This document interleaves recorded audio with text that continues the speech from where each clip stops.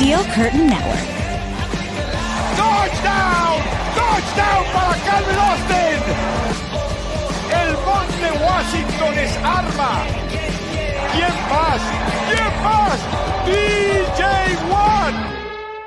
What is going on, Pittsburgh Steelers fans, and welcome back to another episode of the Steelers Preview. Let's hope that this is not the last time we preview a game this season, but nonetheless, I'm Jeff Hartman, joined by Dave Schofield and Bryan Davis. Let's welcome the guys in. Dave, what's going on? Not too much, Jeff. It just seems like how I get with most times when we're coming off a Steelers loss, heading towards another Steelers game. As the new game gets closer, I start to feel a little bit more confident of what the Steelers could possibly do, regardless of how things are going on. So each and every day, I'm like a little bit more excited about it. There you go. Hope springs eternal. Bryan Davis, what's up? Hey, fellas, I'm going to quote some Bruce Springsteen here. You end up like a dog that's been beat too much, and you spend half your life just covering up. And I feel like a beaten man. But you know how a victory will take all that pain away from me and the boss. It would be nice. It would be great. Now, let's start off this thing with how are we feeling? Like Dave just kind of said, every day he's feeling a little bit better about the game. He's, you start to think about things, analyze things, looking at things from different perspectives. Does this seem like a tall task? Because I'll tell you what, I was kind of it felt like just a regular game for me. That there's not the playoff excitement yet for me. It'll come, but just not yet. And then Wang Harbs had to open his fat mouth. I don't know if y'all saw this, but Wang Harbs, so this is from the Ravens official Twitter feed. You can check it out on my feed because I shared it and said, old Wang is up to his wanginess. But still, he comes out and says, Zay Flowers is out this week, but don't worry, we'll get him back for next week. Whoa, wait a second there, Wang. You realize you have to win this game before you talk about next week, right?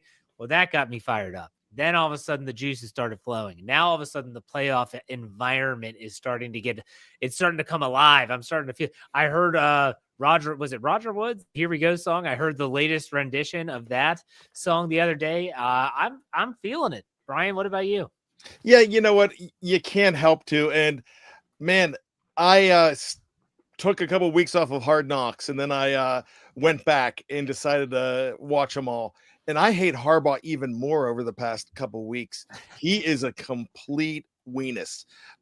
This guy, just like everything this guy says, I can't stand him even more. I thought I'm getting older. Maybe I'll soften on him. No, they are completely looking past the Pittsburgh Steelers. And maybe it's a good idea too. Maybe what we've been seeing is just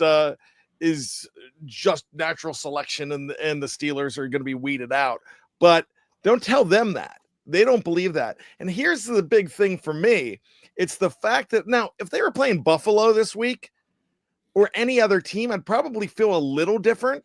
But the reason I feel good is because I know what they can do against the Ravens. I know what they've done against the Ravens. And Steelers didn't have their number one receiver in week 15 or 16, whatever that week that was, 16.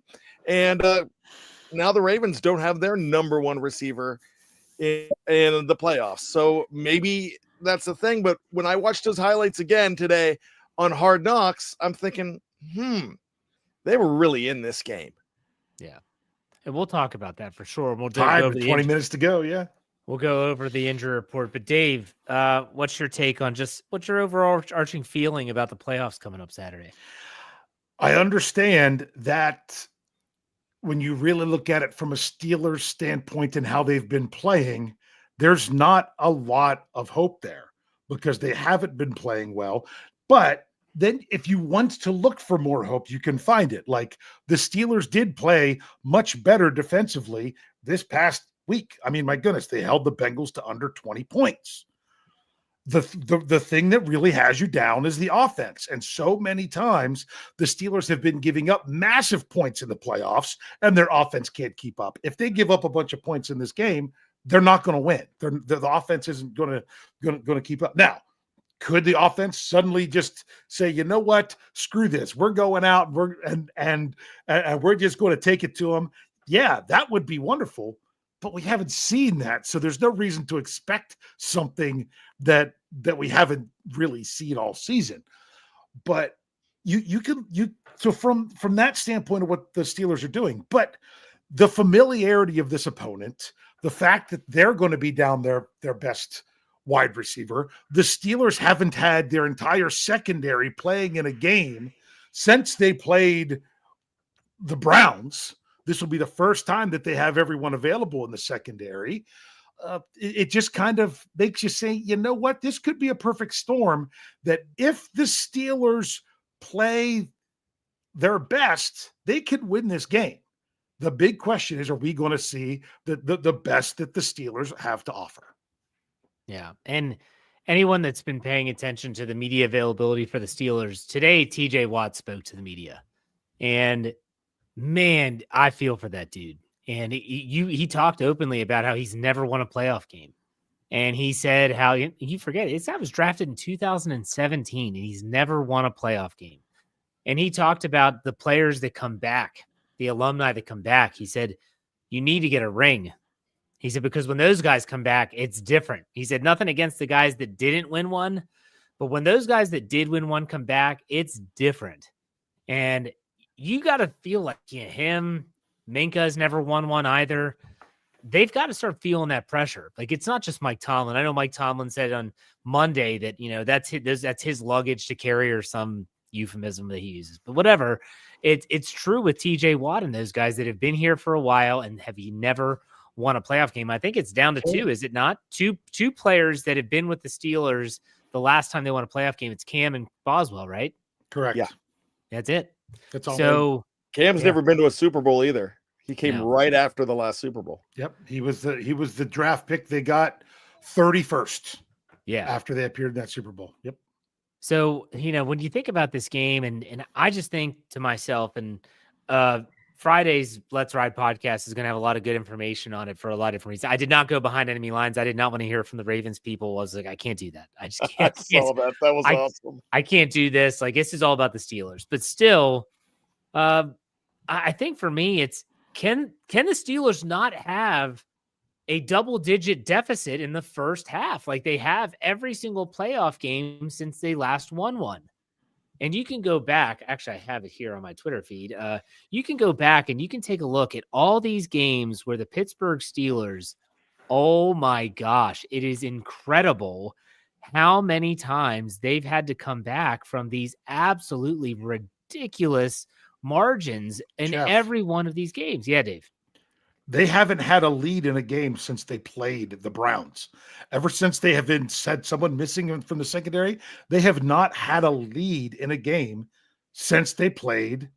Was it the Browns was the Browns the last win, or was Browns? Went Browns, Bengals, 8. Browns. Yeah, so it was the Browns. I'm making sure I'm not getting my games mixed up there. Yeah, the last time the Steelers, when the clock hit zeros and they had a win, that was the last time they even had a lead. That's the problem. But I mean, you can go back, and I'm trying to find the tweet. I can't find it. Of course, I can't find it. To hell with it. But still, it's one of those things where you talk about, can they just weather the storm early? Keep it close. And I'll go and ask you guys this question. You're in Baltimore. You win the toss. You're Mike Tomlin. Are you taking the football and hoping that you might be able to get a lead? Or are you saying, hell no, put the defense on the field? What say you, Bryan? Still going to put the defense on the field, because that Dave always talks about winning the middle 20. And I really think in the playoffs, that's a deficit right there, especially with a team that could put a field goal on the board so easily, like the Baltimore Ravens. I would think that you would probably want more possessions than possible, and you have the opportunity to bookend possessions. Yeah. Dave, what about you? You kicking off, or are you taking the ball? I'm kicking off. Well, technically I'm deferring because, believe it or not, I have coached in high school games where the other team won the toss and instead of deferring, unwisely said, we're kicking off, because guess what we said in the second half? We'll receive. And then we got the ball both halves. Yeah. I don't think the Ravens are going to screw that up that bad. Unless, Wang Harbs is like, we'll beat them anyway. So to me, Did the Steelers do anything on their opening drive of the first half offensively? No. Have they been giving up points, most often touchdowns on the first drive defensively? Yes. So you're like, you want to avoid that. But, either way, it's been bad. Then you look going into the second half, they haven't been scoring coming out of the half. So exactly what Bryan said, to know that you can't give up the dreaded give up points at the end of the first half, give up points to start the second half without even touching the football. That's why you defer, because you haven't done well in either spot to where it would be an advantage for you. All you have to do is something that could hopefully take away the best advantage for your opponent, since you haven't been the one that's been taking advantage of it. I found the tweet. So okay. Jacksonville jumped out to a 21-0 lead in that playoff game. Cleveland jumped out to a 28-0 lead. Yep. Kansas City jumped out to a 35-7 lead. That 7 was that scoop and score by TJ Watt. And that was first. Steelers were up 7-0. Then they gave up 35 straight. Well, the offense had 5 drives before Kansas City had even scored and didn't do anything, or 4 drives, something like that. Buffalo jumped out to a 21-0 lead.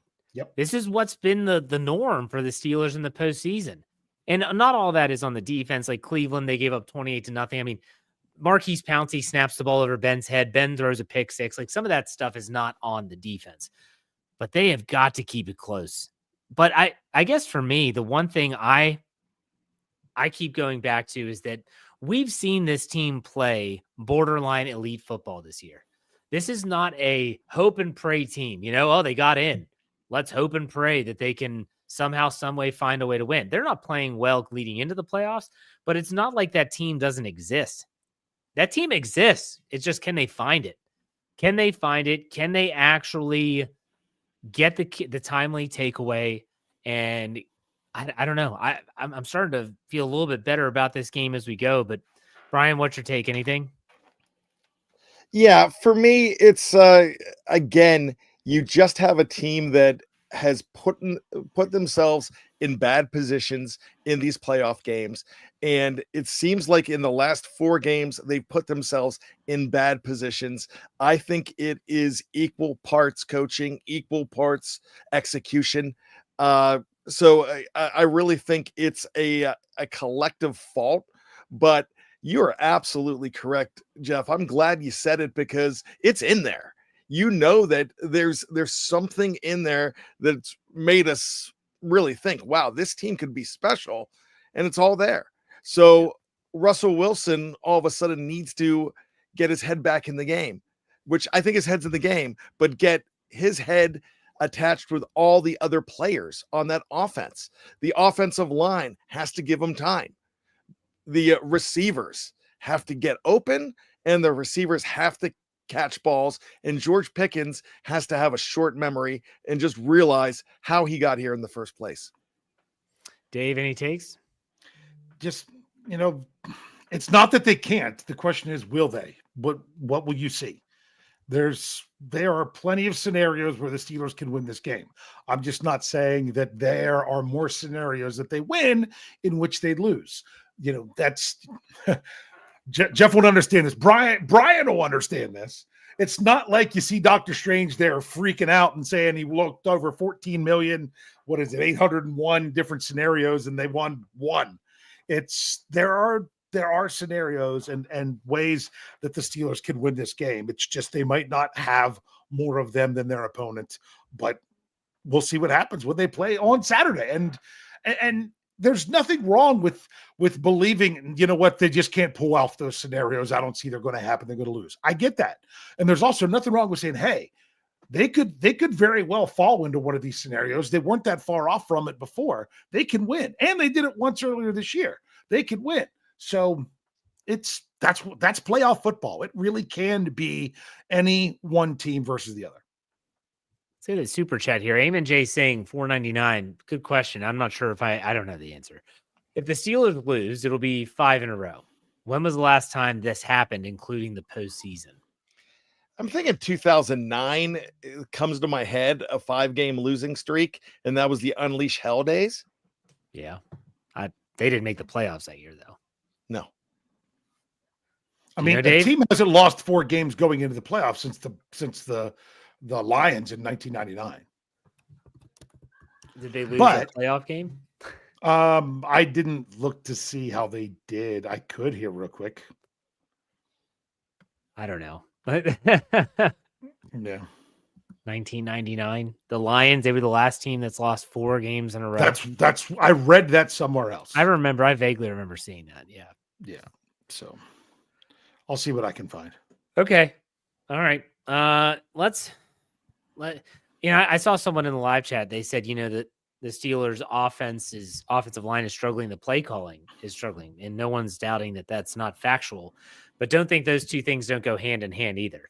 If the play caller doesn't trust the pass protection to hold up for a deep shot downfield, then he's probably not going to call a lot of those. But still, and then double back, just ask, can anybody confirm if Zay Flowers is out? The answer is yes. Out. He is out this week. Let's talk about the injury report while we're talking about. Do you want me to answer this question about the Lions? Go. Yeah, do it. Yeah, they lost the Buccaneers, then to the Bears, then to the Broncos, then to the Vikings. They went to the wild card, had to go to Washington, and lost 27-13. Yikes! So Yikes! So that's happened. Not Pittsburgh, but it has happened. Okay. Yeah. So let's do some injury report stuff. Dave, you got the Steelers ready? Yes, sir, I do. All right, go ahead. Okay. There's more than just the injury report to talk about here, though, because then there was a roster move after the injury report. Right. But when it comes to players on the injury report, the only player on the 53-man roster that has an injury designation for the Steelers is Mason McCormick, is questionable with his hand injury. Chris Boswell, once again, did not practice because of an illness today, but he has no injury status, which tells me, hey, he's under the weather. We're not going to make him ride out to Acrisure. There's not enough room to do a ton of kicking out there anyway. It's not like he can kick on a side field while we're doing other things. It's Boz. That might have been the mentality behind it. I don't know. But Cam Hayward was back with his injury, no injury status. So it's just Mason McCormick who is questionable. Now, Cam was just sick. No injury. Yeah. Like, I don't want people to think that he was hurt. He was sick. Yeah, he was sick. But I was just talking with him with Boswell because I was talking about people that were out due to illness. Right. Okay. Dante Jackson practiced full all week. He's got no injury status. Michael Pruitt, who was limited and then didn't practice, he was back full on Friday and has no injury or status. I expected him to maybe be out and the Steelers just go with one less tight end to open up some other things, but that ended up not happening. But the players who aren't on the 53, who are on the designated to return, 3 of them were ruled out in Roman Wilson, Cole Holcomb, and Logan Lee, where offensive lineman Calvin Anderson was questionable. Now, the reason behind, can I get into all this now, Jeff? Yeah, go for it. Okay. The reason Anderson is questionable is because they may possibly bring him back to the roster, because if Mason McCormick is out and doesn't dress, you have to dress 8 offensive linemen in order to have 48 helmets. If you don't, you only get 46 helmets. So if you have one less lineman, you have to take one less somewhere else. That was whenever they expanded from 46 to 48 a couple of years ago. That's been the rule ever since. They never changed it. The Steelers only have 8 offensive linemen on the roster right now since Anderson went on the on IR 4 or 5 weeks ago that he's now coming back from. Then the Steelers made a roster move of where they released wide receiver Scotty Miller. All right, all the wide receivers are healthy. Scotty Miller was going to be inactive. They released Scotty Miller because chances are what happens is Anderson is going to be brought back to the 53 just in case with everything with McCormick. So that's going on. That's the move that you would expect there. Some people are like, oh, could it be Roman Wilson? They've already ruled him out. It hasn't been about Roman Wilson. I know so many people are like, why don't you just get Roman Wilson out there? If he doesn't know what he's doing, it's going to be worse for both him and the Steelers than it would be otherwise. Now, I'm not saying he doesn't know what he's doing. I'm just saying if that's what the Steelers do. I feel like they've really protected him this year. I don't know that they should have, but they did, which kind of makes you think that why would they do this now? So to me, this is all about that 8th offensive lineman and everything going on with the whole Scotty Miller thing. And if Mason McCormick's going to be out there, I've said enough. I can let you guys go now. Well, someone asked, is Roman Wilson getting a helmet? No, he's out. He's been ruled out. It's not going to happen. He's not going to get activated this week. Bryan, thoughts on the Steelers injury report? They're relatively healthy. I even consider Mason McCormick healthy if put a club on his hand. I mean, that's we've seen linemen go out there with a broken hand before. I mean, I don't know if that's exactly what they want to do in this situation, but I like the fact that the defensive backs are all there, like Dave and Jeff talked about earlier on in the show. I just kind of feel like if you really can't pin anything on the injury report this week. I felt like last week you really couldn't either, and then all of a sudden Dante Jackson's on it. So that's the thing. I hope nobody shows up all of a sudden. And I know this is the last injury report because this is the last one because it's a Saturday game, correct? Yeah, yep. That was why they had statuses. So yeah, I would almost feel that they're going into this as healthy as they can be right now, with the exception of a broken hand, and you still might see that guy. Yeah, I know Mason McCormick said that he's not going to cast it up. He said that he's going to try a brace. He said he has to be able to test it out to see if he's going to be able to successful. I give him a lot of credit as a rookie. You got to think like, it's a playoffs. I'm playing like no matter what. And he said, if I'm going to hurt the team, I'm not going out there. I'm not going to play if I can't do my job. It's only going to hurt the team. And so if he doesn't play, Spencer Anderson will take over at right guard, which could then equate to some roster shuffling. Dave, what do you want to say? There is a decent shot that the most likely scenario is, or a fairly decent scenario of McCormick dresses but does not play unless he has to. Yeah. Yeah, it's possible. So he's a reserve for Spencer Anderson, who then would get the start. Yeah. Other than that, I think the fact that Dante Jackson practiced fully all week with his back issues is a great sign. You hope that Chris Boswell's okay for the game in terms of being able to do his job. But other than that, I mean, the Steelers, in terms of their injury report, look pretty good. They look pretty darn good. Dave, any final thoughts there before we go over to Baltimore? No, we're good. All right, let's go. So Ravens. go to Baltimore is what you're saying? Yes, sir. Yeah, they only have 2 players with an injury status, one of which is not on the 53-man roster, who is wide receiver return specialist Deontay Hardy is questionable with a knee if they will bring him back or not for this game. But the big one is wide receiver Zay Flowers with his knee has been ruled out. Yeah. And John Harbaugh is labeled as a weenus from Ryan Davis. Yeah, that's his status. That's my analysis. Hasn't quite caught on yet, but so listen, the Zay Flowers thing. I want to say this now, third of you, Bryan.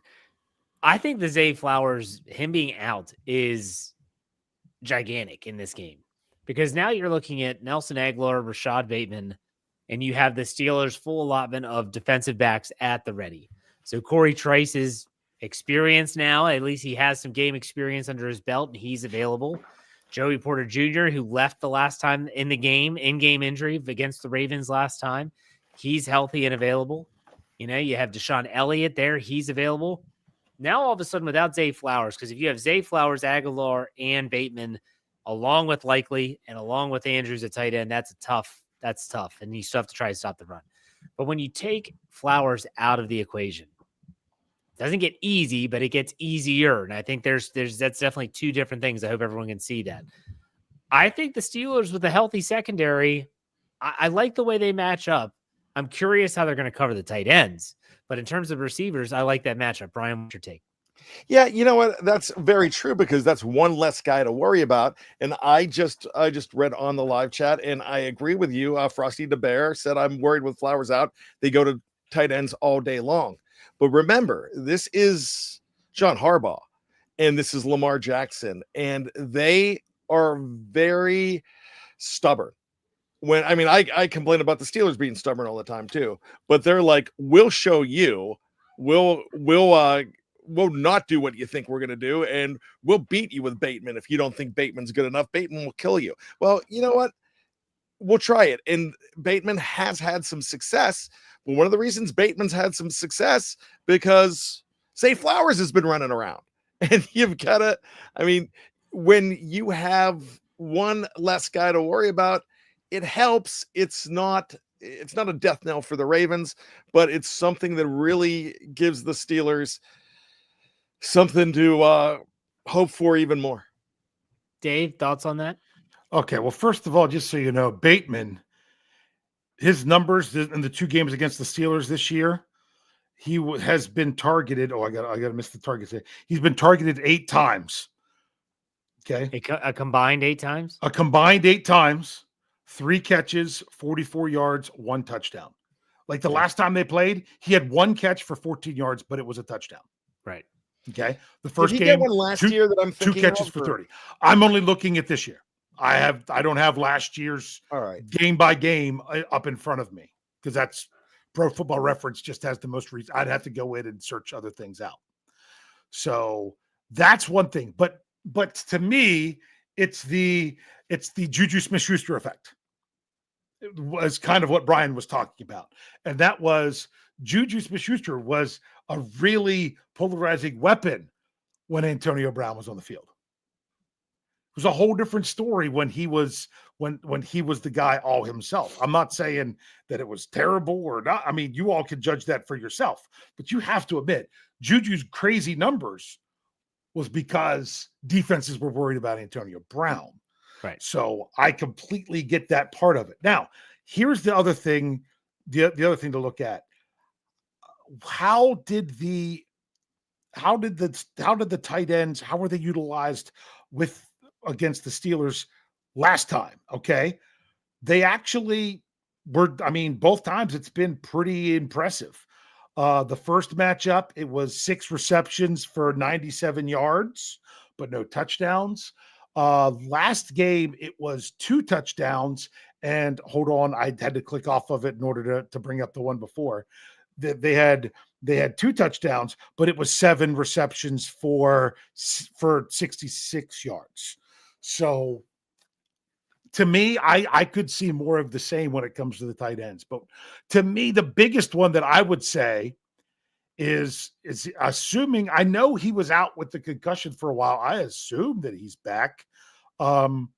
Is one that's sometimes been interesting with the Steelers. I'm not as much worried about Rashad Bateman. What is it with Nelson Aguilar? I assume he's someone who could very well be the next person that then the Steelers have to deal with. Or is he just been gone or out? Because according to his stats, he hasn't registered anything since the Giants game. Did they end up having to put him on IR? No, I thought he just might not be getting a lot of playing time. They've been targeting Mark Andrews a lot more in recent weeks. So there's just not enough footballs to go around sometimes.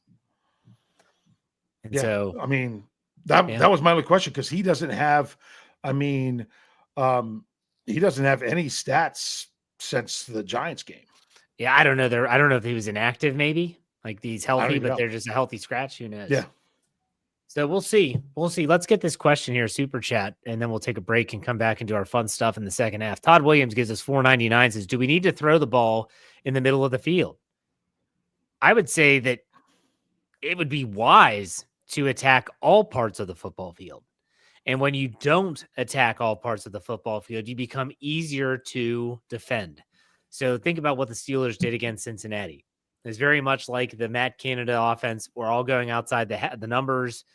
We're doing short rhythmic passes and nothing really over the middle. Dave even said in the postgame show, Pat Freiermuth was probably so stunned that he got the ball thrown to him over the middle. That's why he dropped the ball on 4th and 12. Cheek, but what's sad is there was a little bit of truth to it. But there's a little bit of truth to it. And the fact that Russ is not the tallest quarterback also could play a role.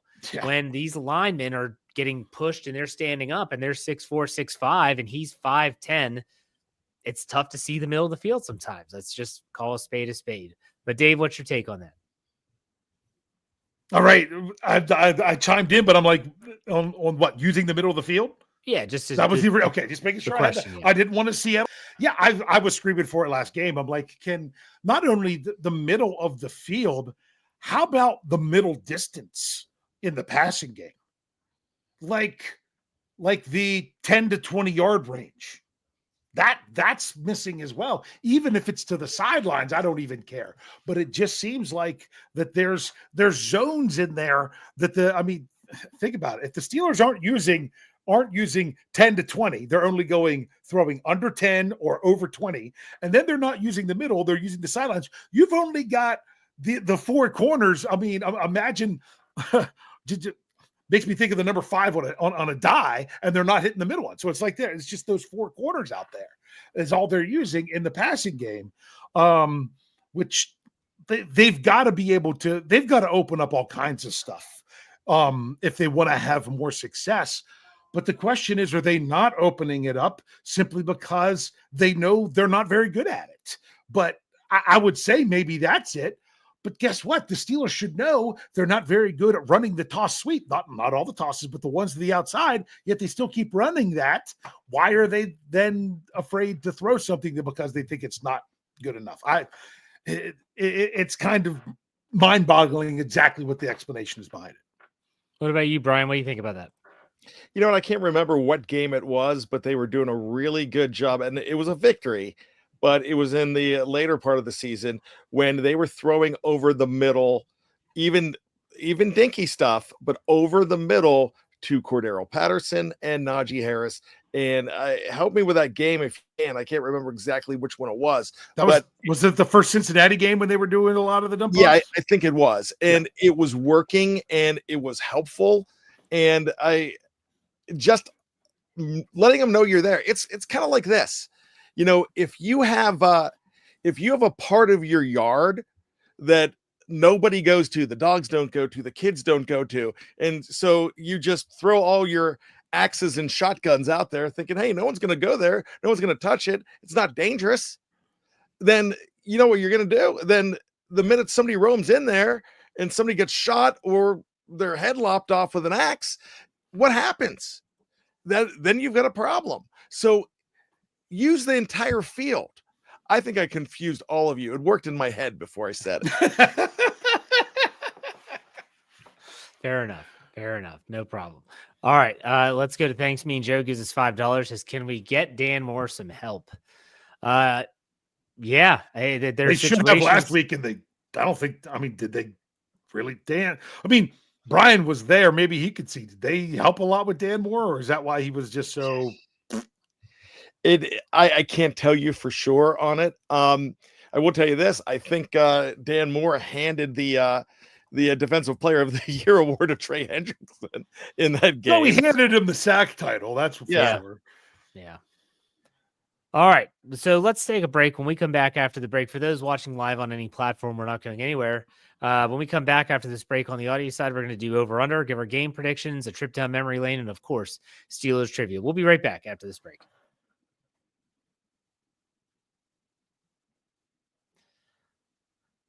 All right, Steeler fans, welcome back. Second half. Thank you for sticking around. It's time for over under. We need to update things after week 18. Dave, what do we got? All right. Well, here we go. Well, neither one of us, all three of us, none of us got either the game winner or the score over under correct. We were all 3 over in that. So I still lead that one 15 to Jeff's 14 to Brian's 13. But Bryan, who had been way ahead of us throughout things, he opened up a little bit more. Last week, he had 4, Jeff had 3, I had 2. So that means out of 101, the reason it's 101 is because we had a push in there the one time that we threw out. So 101 for the season. Bryan is the only one who went over 500 with 58. While nice. Jeff and I, for the regular season, were 47. So dang. Bryan is up on us. We would have to do 6 this week. Jeff and I go 6-0 with Bryan going 0-6, and the Steelers would have to win and go to the next week, and we would have to do the same thing again in order to pass Bryan. Well, there you go. And he left. He's pulling in the got his trophy. You I gotta would like to thank everybody for this great honor. I'm already hoisting the hardware. Yay! There you go. Bryan kept his Pee Wee trophy. That's pretty cool. I never won that in Pee Wee. All right, let's do this for the wild card round of the playoffs. Still sticking with 6. We'll see how it goes. Is everyone ready? All right. Almost. I got to get to the right page. I was trying to get caught Dave up acts like this is week 1 of the regular season. No, I was reading the numbers, and then I'm sorry, when they're talking about the Beehive Bowl in the live chat, I got a little bit distracted. We should definitely do that. Oh. The Beehive Bowl. We'll get some girls. We'll get some dancers to be the refs, and it'll be fun. It'll be fun. Dave can be the kicker. The kicker around the Beehive Bowl. Who? Wonder who plays. Is that lingerie football? No. Steel Curtain Network would have a team in the Beehive Bowl. I'm your fullback. That's all I'm saying. I'm the center. I can snap it. It's a long trip to get around me, so I can help it that way. We'll figure it out. Let's get this started. All right. First over under. Pittsburgh Steelers takeaways. We've got the line at 1.5. Bryan, over under. I got to go over. I like the 2 on this. They seem to get takeaways. They always force a Lamar mistake here and there. Whether it's going to kill the Ravens or not, I don't know, but I'm going to give them 2. All right, Dave. All right. I'm trying to look back at the number. That's the one thing that really surprised me so much when I looked at these numbers, is how little the Ravens have turned the ball over this year. And yet they have 3 or 4 against the Steelers. How many did they have the first game? 3 against the Steelers? Maybe. They only had 1, the interception the last time. They had 3 fumbles, and none of them were recovered. You know how many they have in the season? Total? I didn't look it up now. 11. Oh, nice. How many do they have against the Browns the first time around? I don't know. So it's one of those things where they have, hold on. I'm sitting right here on good old Nelson Aguilar on this page. Let me actually look at their game by game turnovers. Okay. They had 3 against the Steelers the first time. That's the only game all season that they've had more than 1. So they had 1 against the Steelers. They had 1 against the Giants. And then all the other games they had a turnover. It was only 1. So only 1 time all season has the Steelers done that. For that reason, as much as I feel that the Steelers need it to win the game, I don't care if I'm wrong, because if I'm wrong, I think it will help. Just numbers wise, I'm going to go under. I don't with them. If they get 1, that's good. So I'm going over because I think they need every one of them. I think they need them. I get it. All right, next one. Pittsburgh Steelers sacks on Lamar Jackson. Last time they played him, only got to him 1 time. Alex Highsmith, that strip sack. I've got the line at 2.5 here. 2.5. Bryan, over under. I unfortunately have to go with the under on this one. There's a possibility of 2, but it doesn't matter. I think you need more than that, but I have to go. My head sing under. Okay, Dave. Hey, I'm either going to make up ground or just lose even worse than I'm already getting smoked. I'll take the over, although the Ravens are a team that they didn't give up very many sacks this year. They gave up where I'm trying to see, where is it? They only gave up 24 all season. That's tied for the 3rd fewest. So that's it. But to me, and this is something that I mentioned on Pittsburgh Standard Time with Greg Benevent this morning, that's what would be some narratives after, what would we be talking about next week if the Steelers managed to win the game? And one of the things is I would say, you might hear something after the game about, oh man, they harassed Lamar Jackson all night, things like that. So I'm going to go wishful thinking. I'm going to go over. Okay. I'm going over as well. And this is more Jeff saying what needs to happen if the Steelers are going to win. Yes. This is not me predicting necessarily. All right, let's go to the next one. Baltimore team rushing yards. And And again, this line might be indicative of what I think needs to happen. I've got the line at 150.5. I'm going to go ahead and go. Wow. I'm actually going to go under on this one. I'm thinking it's like 145. Indicative of what happens, Jeff. I like how you say that. Let's say that's got to happen. I actually think that they keep Mr. White and Mr. Henry under 100 yards. I think they keep him about 80 in this game, and if they do that, I think they win. Dave? Well, as I said, the last time they played, that was the only time Derrick Henry's gone over 75 yards against the Steelers in his career. But doesn't mean that they can do it again, because the first matchup, the Steelers win the game. They hold the Ravens to 124 rushing yards. This last one, they lose it. They give up, what was it, 220? 220, yes. Yeah. So to me, I think they could give up over 150 and still win. I'm going to say if they barely do it, I'm going to take the over, just because I think the Ravens will say, oh, with no Zay Flowers, we're going to run, and we're not going to have a repeat of why we lost in Pittsburgh, where people were critical that we didn't run it enough. So I'm not saying they're going to be overly effective, but I think they will run it a lot. I'm going under, because they have to keep them under if they want to win the game. All right, next, Russell Wilson passing yards. Got this line at 205.5. Bryan? I keep on getting burnt by this, but I'm going to keep on touching the flame over. Okay. Dave? You said 205.5?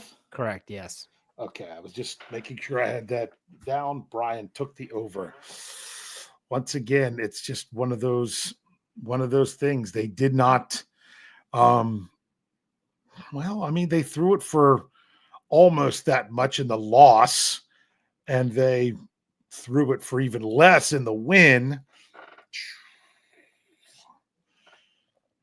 My goodness. You know what? I'm going to go under, but that doesn't mean I think the more they have to throw the ball, the more the game's out of hand. So to me, I would have preferred it to be under, because they don't have to. This team is not a team that's going to bludgeon you to death with the ground game, so it has to be over. If they want to win, they have to be able to move the ball through the air, and they have to go back to the chunk plays that when Russell Wilson started, he was money with those chunk plays, 10, 15, 20-yard passes. Got to get back to it. That should equate to over 205. I'm taking the over. Next, we did this last week, Justin Fields snaps. So these are just times that Justin Fields is on the field counting as a snap. Doesn't have to touch the ball. I'm saying 2.5 is the number, same as last week. Bryan, you taking the over or the under? I got burned on this last week too, but I'm gonna do it again. I'm taking the over. I think this week, you can't leave anything in the bag this week. Yeah, is that the Dan Fouts quote from the Water Boy or something? No. Last game of the year. Can't hold anything back. Yep. There you go. Well, we hope it's not the last game of the year. But Yeah. Dave, what about you? What do you think? If it's not over, then shame on them. Yeah. Yeah. I don't care. Look, Fields wasn't available last time. You couldn't do it against the Ravens. If Justin Fields, with a couple of his plays, even though people were frustrated that he slid too early, Yes. but still, even the very next play, the threat of him keeping that ball around the end is what allowed them to get the first down and seal that game off. If they don't utilize him at least a little bit, shame on them. I'm going to go over. I don't even care if Justin Fields just comes in short yardage and does quarterback sneaks. That's fine. It still counts as a snap. And I'm going to take. He should have been on the field when they went on fourth down on Saturday night. He should have been. Sorry. Let's not Even if they handed it off to Jalen Warren, it would have given him a better chance. Let's not open up that wound again, Dave. Yeah. And let's go to the last one here. George Pickens receiving yards after a unbelievably titillating 0 yards on one catch last week with 3 drops. I've got his number at 50.5. I don't think that he's going to have another stinker. 50.5. George Pickens receiving yards. Bryan, what say you? You know, my gut is telling me to go under, but my heart's saying over. You got to think that George Pickens, who I think is playing for his, whether he wants to or not, is playing for his football life in Pittsburgh. part of me doesn't know if he cares or not, but if he cares about football, then he's going to ball out this week. All right, Dave. Okay, you said your gut said one, your heart said the other. You did, which I assume that meant you were going. I'm saying over with your heart, with the over. I was just making sure that we had it all down right. You know what? See, now I'm like, should I have taken the under with the 205? But you're talking 50.5. He could get that in 2 receptions if they do it. So, or he could not. I think they either have to go to him a lot or they have to just completely spread the ball around everywhere else. You know what? Let's have some fun and go with the over as well. Again, if the Steelers want to win, he has to be over. They have to have a good game from him. So I'm going over here as well. So Jeff took the over on everything Steelers and the under everything Ravens. Hell That's yes, right. I did. That's right. That's what I'm talking about. Vintage Jeff. Is anyone surprised? No. I was going to say, I mean, Bryan didn't even wake up till I said titillating. I did see, I'm trying to see who asked the question about the officials. Brian Brown did. I looked it up here because this was put in our breaking news Slack channel. Alex Kemp, for those scoring at home, his crew, Alex Kemp will have Steelers Ravens. He's had Steelers one other time I read. And I think he only flagged him like 3 times. That was my question. Has he done a Steelers game before? And which game was it? I can't remember. I think it might have been the Chargers. And then he had the Ravens another time. And I think that was like flagged him 9 times for a lot of yards. I'm like, oh, good. This is perfect. Bring it. Here's the big downer, though. Here's the big downer.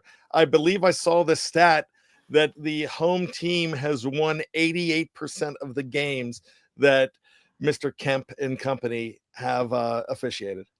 Okay. Check out the jig is up tomorrow at some point on steelcurtainnetwork.com. I always evaluate the crews every week in a very unique way. We'll put it that way. All right, let's take a look at the scores and what we think. First, the spread. The spread started out at 10 and is now decreased to 9.5. Well, so it started early. Yeah. As soon as they knew it was the Ravens, is 8.5. Then it went to 9.5, and then to 10. Now it's back to 9. Now it's back to 9.5. Back to 9.5. So Steelers are getting 9.5 on the road with an over/under of 43.5. Weather conditions in the crappy city of Baltimore is cold with a chance of snow. Not a crazy accumulation. I think I've seen 1 to 3 inches throughout the day. So I'm sure the field will be covered and it shouldn't impact the game at night. But 3 inches in Baltimore is a disaster for that place. Those Baltimoreans don't know what to do. All right. Exactly. So, Bryan, what is your prediction? What's the score? I'm going to go ahead with 31-24, and I'm going to put it in favor of the Baltimore Ravens. 31-24. That would be a gut punch. So you picked the Steelers to cover but not win. Yes, I did. Yes. All right. And Dave. that is obviously taken to over. All right. I'm going to take the over as well. I'll tell you, if this is the under, it's likely very good for the Steelers, unless it's an under because the Steelers don't hit double-digit points. You know what I mean? Because it's a blowout. But if it's an under close game, that lines up better for the Steelers. Unfortunately, I like I said, I talked about on Pittsburgh Standard Time. Go back, listen to, if you didn't, listening to the amount of points that the Steelers have given up in their playoff games, going all the way back to Super Bowl 45, is crazy. Because when they give up a bunch of points, they lose. When they don't, they win. And it's not even very many games that's in the 20s. They either giving up points in the 30s and 40s, or they're keeping teams to under 20. So when you're in that middle region is when you could really get some good football. But I'm the more this week has gone on, the more I feel like the Steelers have a very good chance to win this game. But I still wouldn't put that chance above 50%. Therefore, I'm going Ravens 27-20. Okay. Another 7-point win. Everyone on this the screen right now is picking the Ravens, except for me. Of course, I'm not going to Shocking. pick the freaking Ravens. Get the hell out of here. I'm not picking against the Steelers. The Steelers are going to find a way here. I like the way they match up. And sometimes you don't have to have a lot of reasons. Sometimes you just have to say, I'm going to put all my hope and faith in this team to turn it around. They're going to find a way. It's going to be a weird game. Steelers 29, Baltimore 27. And the Steelers punched their ticket to the divisional round of the postseason. And I would love nothing more than to be able to walk around this godforsaken state. And I'm not from here, by the way. I'm a transplant. Wearing my black and gold and be able to look at every single person that's wearing. I just love it. I would love it. Do I think it'll happen? Yeah. Hell yes, I think it'll happen. Steelers win. Let's do I this. wouldn't expect anything less from you, Jeff. I'd have been disappointed if you didn't. So no. I mean, that's the Steelers very well could. You and I agree with how many points they're going to give up with 27. Yeah. The only question is, will they score enough to beat 27? And they haven't for a while, but they got to find a way to do it. Give me a defensive score, special team score, something like that. Brian Brown said, don't forget that hood. I might have to bring out the shiesty hood. I should have done that. But I don't know if that was good luck though. When I wore that, like, that wasn't good luck. Like, it wasn't like they went on some streak or anything. Yeah. So I don't know. I might have to wear the pants this week, boys. The Finnies? Yeah. Or the Finny replacements. You the replacements. Yeah. We don't know whose pants those were. Whoever wore the number 69 in the 2004 preseason, we'll have to look that up, but that's who they belong to. Could have been a couple guys, I guess, technically, 2004, because they could have had a defender too, right? Yeah. I'll have to look it up. All right. Yeah. All right. You ready for some bad memories? I am, and my bad memories are good memories this week. But we talked about at the beginning of this show how the Steelers in playoffs have gotten off to bad starts. Let's go back to another really bad start when they were down 21-7 at halftime. Corey Redding nailed Ben Roethlisberger. They picked up the fumble, went into the end zone. It was rough. I had one of my buddies call me up at halftime and say to me, he's like, well, sorry, Ravens are going to beat the Steelers. We finally got you. And I said, all right, you just sealed your fate. Thank you very much. Click. Next thing you know, Antonio Brown is catching a ball off his helmet of 58 yards. Ryan Clark's having an amazing game. It's tied at 24. And then Rashard Mendenhall goes in at the end to win this game. The Steelers go on to the AFC Championship game and beat the Jets. It's 2010. I'm saying this. They might get down in this game, but they're going to get right if everything happens. I know I picked against them, but I'm still feeling good. That's just a defense mechanism, boys. All right. I love it. Absolutely love it. Okay. Those are the bad memories. Dave, you ready for trivia? Yes, I am ready for trivia. All right, guys. You might have seen this floated around out there. And I'm only going back to the merger because technically not much. This is tough to do beforehand, although the Steelers only ever played one playoff game before the merger because that's how they were. 1948? I think it was 47. Hold on. I could tell you just a second. Yeah, 47. You were close. And of course it was a loss to the Eagles. But anyway, back to this. Steelers are playing the Ravens for the third time this season. What is their record in the playoffs when playing a team 3 times in the season since the merger? Well, first of all, how many times do you think they've done it? Let's say 4. Well, let's see. They have played I know they've played the Browns and the Ravens a couple of times in the playoffs. They've played the Browns, I think, 3 or 4 times in the playoffs. I'm going to say 3. They've played the Ravens in the playoffs, I think 4 times, if I'm not mistaken. So I'll go ahead and say 7.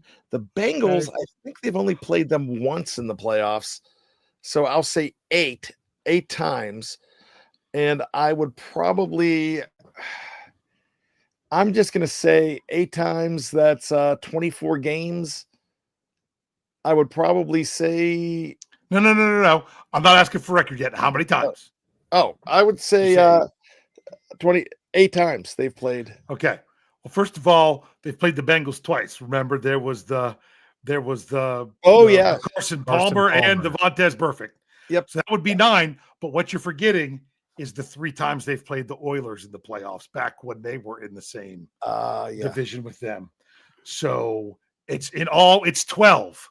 What do you think their record is? Not in the regular season, but their playoff record is in those games where they're playing a team for the third time. Let's see. They lost to the Ravens in the wild card round at Heinz Field. I was at that one. They lost to the Browns in 2020 in front of nobody. Correct. They did never lost to the Bengals. I think that was their only playoff loss to the Ravens, I believe. Or did I miss one, Brian? They lost to the Ravens in 15. I call it the Ben Tate game. Yep. And of course the Browns game that they lost in 2020. What about the Oilers? Did they ever lose? They to those have guys? never lost to the Oilers, to my knowledge, in the playoffs. You guys are right there. Just got to say it now. Well, I'm going to say 10-2 with Jeff. 2. You guys figured it out together, and they also had it in the live chat as well. A lot of people 10-2. They are 10-2 in the playoffs against teams that they're facing for the third time. Unfortunately, they've lost 2 out of the last 3, but they won a whole bunch there. I will tell you, when they played the Eagles in 1947, technically that was the third time they played them because, well, my goodness, there was only 10 teams in the league then. So they played a lot of them twice. And so I didn't count that one because it was before the merger. There wasn't enough teams to count. What about the Baltimore Ravens? How many times have they played a team in the postseason that they're playing for the third time? Well, what did we say? How many times have they played the Steelers? I don't think they've ever played the Bengals or the Browns in the playoffs. They lost to the Bengals just a couple years ago when the Bengals went to the Super Bowl. Okay.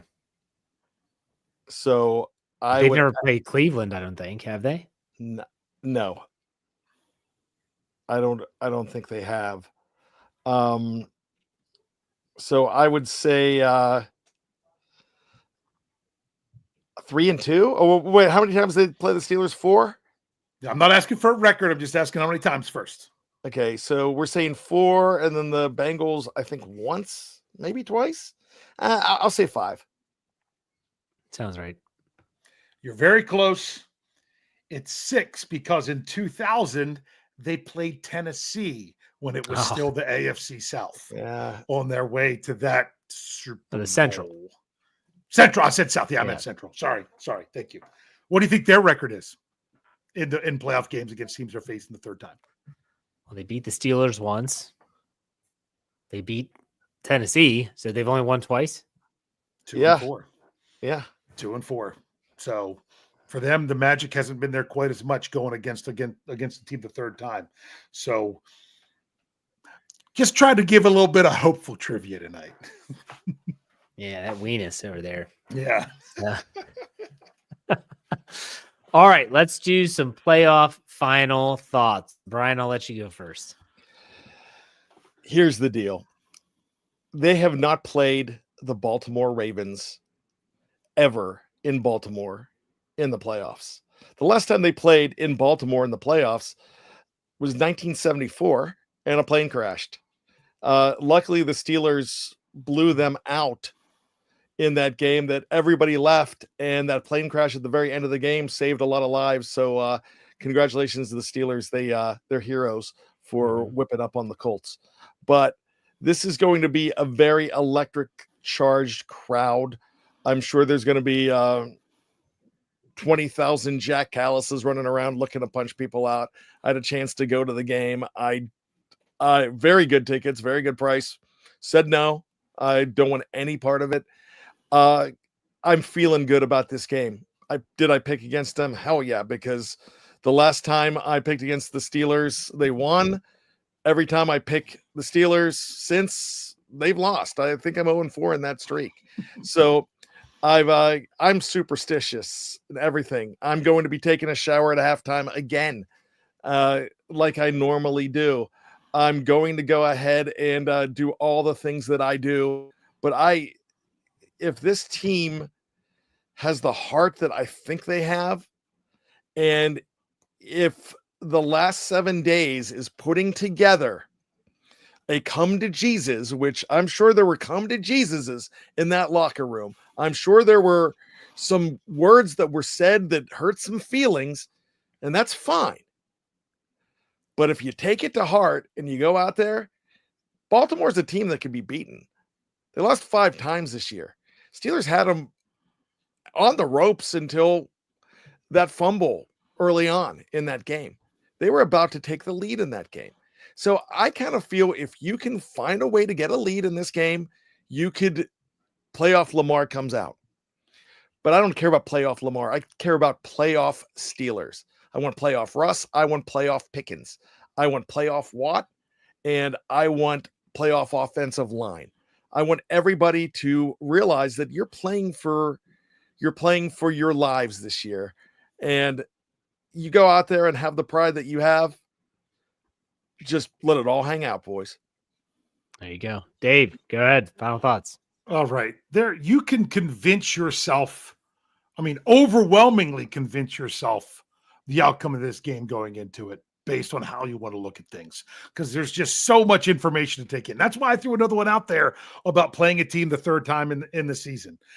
But you could also look at, what the Steelers have done recently in the playoffs. You could look at, what things with the Ravens, things like that. Bottom line is, all of that is going to be out the window when these two teams kick off at 8:00 Saturday night, that some people are going to struggle to see because it's only through a streaming service unless you're in the home area of either team. So I won't get into that too much. But my goodness, I made my choice here for the of picking to go with my head and not my heart. But I'm done listening to my head about it anymore. I want to go all heart with this game. And I just look at I see the ways the Steelers could win it. I just have to believe that they can do it. More than anything, I don't want to be back here next Thursday night not talking about another game for the next freaking 7 months until the preseason because of that. Because it's so much fun to have this Steelers season go for as long as it can. So let's just get it done. It's not that Bryan said it exactly right. It's not that they're an unbeatable team. It's not that they're in an unbeatable scenario. And I'll be honest with you, I can all but guarantee, even though the Steelers are quote unquote limping, crawling, backing into the playoffs, however you want to say it, that Baltimore probably would have much rather had to face LA coming across the country for another Harbs matchup than they did to have to go up against the Steelers, who know them and have had their number so many times in recent years. So let's just see if the Steelers can pull their magic one more time on Saturday night. So for those that listen to any of my podcasts, you know that I spent a lot of time coaching. I spent 13 years as a head coach. I didn't coach football, but I coached a team sport. I coached men's lacrosse. And at the varsity level, I was always someone who just admired people that were motivators. Mike Tomlin is a phenomenal motivator. He might not be the greatest X's and O's coach ever, but he's a phenomenal motivator. And there's no movie, in my opinion, that motivates more than the movie Miracle, which is the story of the 1980 U.S. Olympic team. If you haven't seen it, go watch it. And Herb Brooks, it's a true story. He gives a speech to his team before they play the Soviet Union in the semifinals of that Olympic tournament. And he says, guys, they're a great team. They might beat us 9 out of 10 times, but not tonight. And there are times where you have a situation where the Steelers, honestly, might not be the most talented team on the field.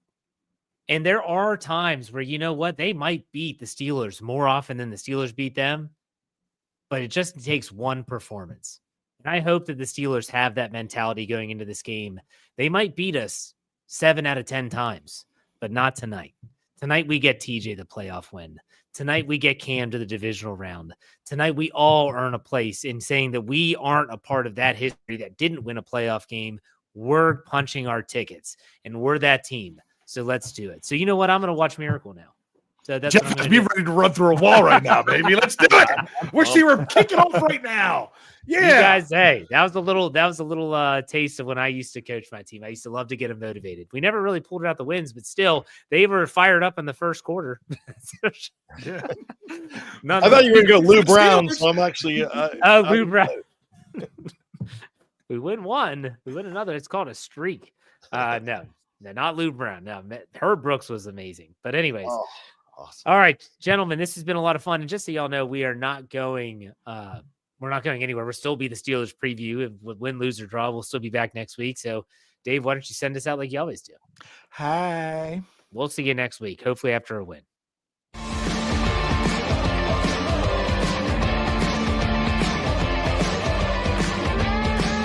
Steel Curtain Network. Get it. Everybody else gets a little tight.